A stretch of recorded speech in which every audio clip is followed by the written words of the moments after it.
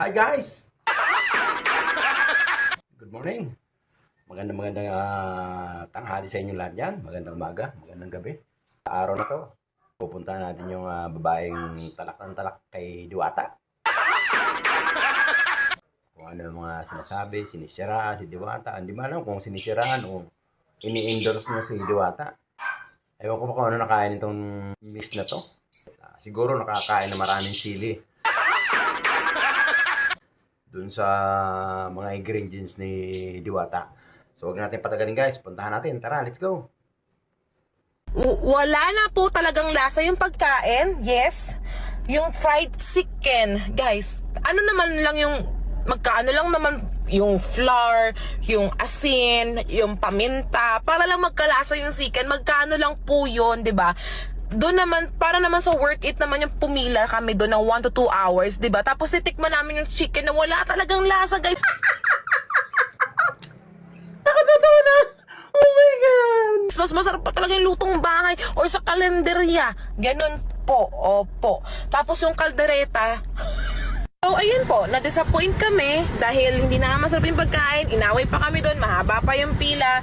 Pero, ganun talaga, ginusto namin ma-experience yung Diwata Overload Paris eh. So, yeah, hindi ko alam, hindi ko talaga siya may recommend sa mga taong gustong-gusto siyang tikman dahil hype siya, and yung ibang influencer, ibang vlogger is hindi talaga sila nagpakatotoo sa review nila. Yung honest, yung totoong review nila para dun sa Overload Paris. Kasi as a vlogger, as an influencer, you need to tell the people kung ano talaga yung review nyo. Masarap ba siya? May lasa ba siya? Para sa ganun, may improve ni Diwata yung kanilang pagkain. So for me, sa honest review namin, hindi talaga masarap lahat ng pagkain. Lasang sunog yung kaldereta, walang lasa yung fried chicken. Kala ko totoo na! Oh my God! And according sa mga pinsan ko, wala din pong lasa yung kanilang pares, 'di ba? So, sa ganon, ito, ayoko masara yung business ni Diwata dahil nagpapakahirap siya doon, but sana i-improve niya yung lasa man lang ng mga pagkain para naman yung pinila ng mga tao doon ay worth it at hindi sila madi-disappoint. And at the same time, yung mga staff niya, dapat ayusin nila yung trato nila. Kasi guys, ano naman yan eh, hindi naman yan whole day na nagtatrabaho sila. It's a rotational shift. So, sila yung sa night shift. So, dapat, expected nila na dapat marami silang energy. And, wag sila kaagad mang-judge ng mga tao na, ay, hindi na yan, sinungaling kayo. Like, dahil sa 100 pesos, mandadaya yung mga tao, pumila doon ng 1 to 2 hours, mandadaya yung tao para lang sa 100 pesos. At hindi yun maganda. And, doon sa kahapon, hindi lang ako yung nagreklamo, hindi lang kami, but meron pang isang nagreklamo doon dahil din sa stop nila. So, imagine niyo kung araw-araw may nagrereklamong ganun, masisira syempre yung business ni Diwata. Yung kala ko totoo na! Oh my God! Review sa kanya. So, mas maganda na ayusin ka agad ni Diwata, maaga pa lang. And pagsabihan niya lagi yung mga staff. Kasi meron doon eh, dalawa yun eh. Yung isang parang, lalaki doon yata or gay. Hindi ko alam. Nagtanong ako sa kanya, ilang minutes po yung chicken? Hindi niya ako pinansin. Talagang mata pobre siya, masungit. Pero nung lalaki na nagtanong sa kanya, ay, hello, ano po yun? Ganun talaga siya, day. So, yeah. So, hindi talaga expected ko talaga, napakasarap ng food.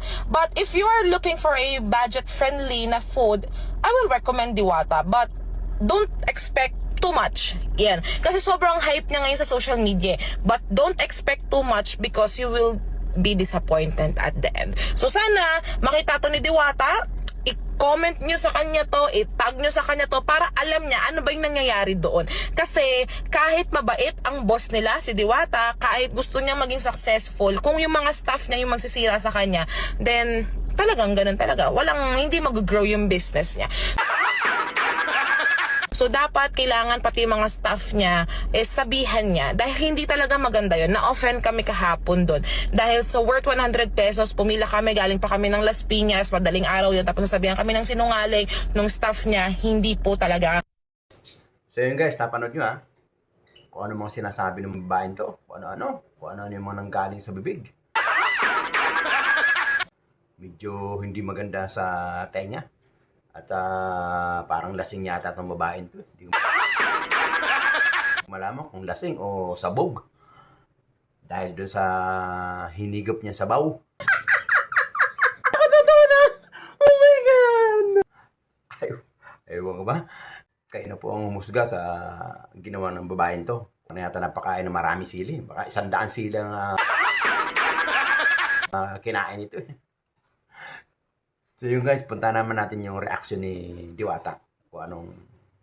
Siyempre, hingin natin ng paliwanag yung both side. Tapos tayo kay Miss Talak. Doon naman tayo kay Miss Diwata. Alright, let's go guys. Pakinggan natin yung sabihin ni Diwata. Hello guys, ayan, nandito lang ako sa pwesto ko. Actually, kararating ko lang. May nakita akong babae na talak ng talak, kukak ng kukak sa social media. Actually, nung kumain siya dito, wala ako. Tapos, ang sinasabi niya, wala daw lasa yung pagkain. Ito matagal ko na itong sinasabi na hindi ko naman sinasabi na masarap yung pagkain ko. Kung hindi mo nagustuhan, pwede ka namang hindi na bumalik, huwag mo ka i-recommend o whatsoever. Ang napansin ko lang doon sa babae, masyadong OA naman yung acting kasi lahat daw ng in-order niya, wala daw lasa. So, nandito kayo ngayon, may mga kumakain, magtatanong tayo nang hindi ito scripted, ang nanaayon sa kanilang naramdaman para maging fair lang tayo. So, andito sila ate, tatanungin natin, may mga kumakain.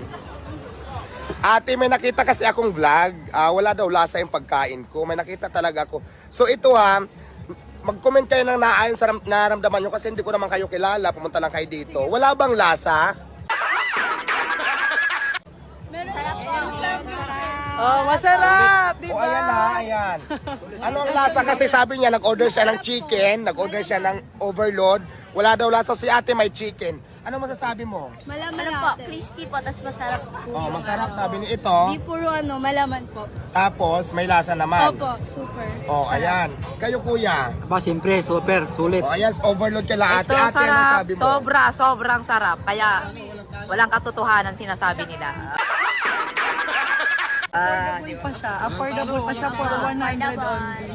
Oh, ayan na, hindi to scripted. So, ate sila ang nagsabi. Isa versus ilang itong natanong ko pa lang na magkakasama. So, 5. 1 versus 5. So, hindi ako maniniwala sa'yo. Doon pa rin ako sa nakakarami. So, yun lang ate Kung hindi ka man nasarapan, aywan ko, hindi ko alam kung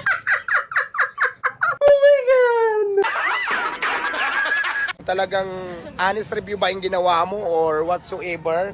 Dito kuya, kumusta naman? Anong masasabi mo? Kasi may nag-vlog na wala daw lasa. Anong masasabi mo? Ayos lang po. Okay naman po. Ayan. Ayan may lasa, ibig sabihin. So yun lang. Ate nag-interview ako kasi napanood ko yung talaka ng talak. Actually, hindi naman din kita kilala. Hindi ka nasarapan lahat, sinabi mo walang lasa. So ngayon ito, nagtanong ako, kararating ko na sa tindahan ko. So yun, kaya doon pa rin ako talaga sa mga sasabing may lasa yung yung tinda ko. Kasi imagine mo, hindi ako naniniwala kasi lahat naman may lasa. Yun nga lang siguro, baka hindi mo lang nagustuhan at saka sinasabi mo may hindi maganda yung serve sa'yo ng tao ko. Dapat pagkaganyan may problema ka, diretso mo sa akin hindi yung kukuka ka sa social media. Kasi hindi maganda tingnan para sa akin yun bilang isang may-ari.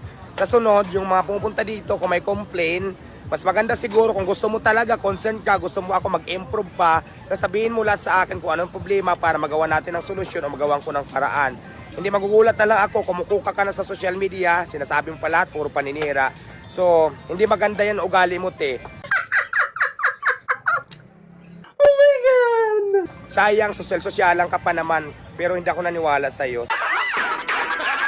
So yun lang ate, sana makita mo tong video ko. Salamat. Mabuhay ka. So yun guys, nakita nyo na. Sino ba ang totoo? Sino ba ang nagsasabi? Si Diwata ba o yung si Miss Talak-Talak? Grabe naman. Kayo na po ang humusga mga idol. Ako, kung nagustuhan niyo yung vlog na to, huwag niyong kalimutan mag-subscribe. Ayan. At kung bago ka lang sa YouTube channel ko, huwag mong kalimutan pindot ng notification bell. Oh my God! Para lagi kayo updated sa mga videos. Alright, hanggang dito na lang. Maraming salamat po. Ingat po lahat. Thank you!